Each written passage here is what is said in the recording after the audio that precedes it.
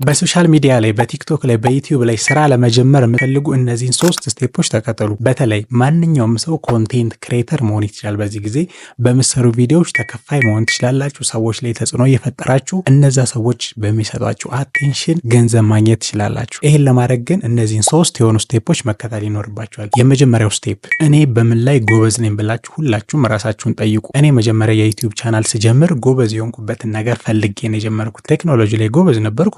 የስልክ አፕሊኬሽኖች የተለያዩ ዌብሳይቶችን የምንጠቀማቸው ቲፖችን ትሪኮችን በማሳየት በማስተማር ነው ኮንቴንት መስራት የጀመርኩት።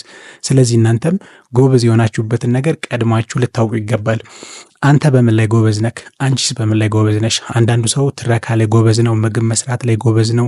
ባላችሁ ስኪል መጀመሪያ ልታውቁት የሚገባው ጎበዝ የሆናችሁበትን ነገር ነው። ሁለተኛው ስቴፕ ደግሞ ጎበዝ በሆንበት ነገር ላይ መስራት፣ ማንበብ፣ ቪዲዮዎችን መመልከት። ቀጥታ ጎበዝ የሆንበትን ነገር ወደ ኮንቴንት ከመስራት በፊት በዛ ነገር ላይ እውቀታችንን ማስፋት ያስፈልጋል። አሁንም የኔን ምሳሌ ነው የምነግራችሁ። ጎበዝ በሆንኩበት የስልክ አፕሊኬሽኖች ላይ የተለያዩ ኮምፒውተር ቲፖችን እነሱ ለማቅረብ በደንብ እውቀቴን ማስፋት ነበረብኝ።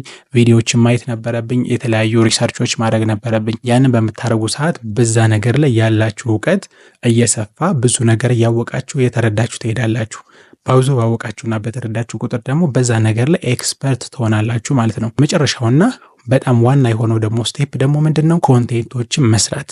ኮንቴንት ማለት ቪዲዮዎችን መስራት ጀምሩ። እናንተ ጎበዝ በሆናችሁበት ነገር ሌሎች ላይ ተጽዕኖ ለመፍጠር ሞክሩ። አሁንም እኔ የምሰጣችሁ የራሴን ምሳሌ ነው። ጎበዝ በሆንኩበት ነገር ላይ ቪዲዮዎችን መስራት ጀምሬያለሁ። በዛ ሰዓት ቪዲዮዎችን መስራት ስጀምር ኦልሬዲ ኮንቴንት ነው እየሰራሁ ያለሁት። ለሰዎች ቫልዩ እየሰጠው ነው። ጠቃሚ የሆነ ቫልዩ እየሰጧቸው ነው። በዛ ኮንቴንት ምክንያት ብዙ ሰዎች ይማሩበታል፣ ብዙ ሰዎች ይጠቀሙበታል። ዛት ሚንስ ሰዎች እኔን እንዲከተሉኝ እያደረግኩ ነው። ያ ምን ማለት ነው? ፐርሰናል ብራንዲንግ ወይም ደግሞ እናንተ ጎበዝ በሆናችሁበት ነገር ሰዎች እናንተን በምን አይነት መንገድ ነው እንዲያውቃችሁ የምትፈልጉት የሚለውን ለሰዎች ላይ ኢንፍሉዌንስ እየፈጠራችሁ ነው።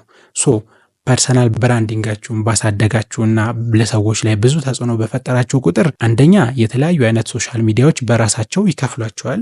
አሁን ዩቲዩብ 1000 ሰብስክራይበርና 4000 ሰዓት ዩቲዩብ ቻናላችሁ ከታየላችሁ በቀጥታ እናንተ ቻናል ላይ ማስታወቂያ ይለቃል። ከዛም በኋላ እናንተ ቻናል ላይ በሚለቀቁት ማስታወቂያዎች ገንዘብ መስራት ትችላላችሁ። ቲክቶክም እንደዛ አይነት ፊቸር አለው። አይ ቲንክ ኢትዮጵያ ውስጥ አልጀመረም እንጂ ብዙ ሶሻል ሚዲያዎች እናንተ ባላችሁ ኮሚኒቲ ባላችሁ ተከታይ መሰረት በምታገኙት ቪው ይከፍላችኋል። ቲክቶክም ላይ ብዙ ተከታይ ካላችሁ ብዙ አይነት ማስታወቂያዎች፣ ስፖንሰሮች ይመጡላችኋል እናንተ ቻናል ላይ እንድታስተዋውቁላቸው። በዋነኝነት ግን ይሄን ነገር ለማድረግ እነዚህን 3 የሆኑ ስቴፖች መከተል ያስፈልጋል። እናንተ ጎበዝ የሆናችሁበትን ነገር ማወቅ፣ ከዛም በኋላ ጎበዝ በሆናችሁበት ነገር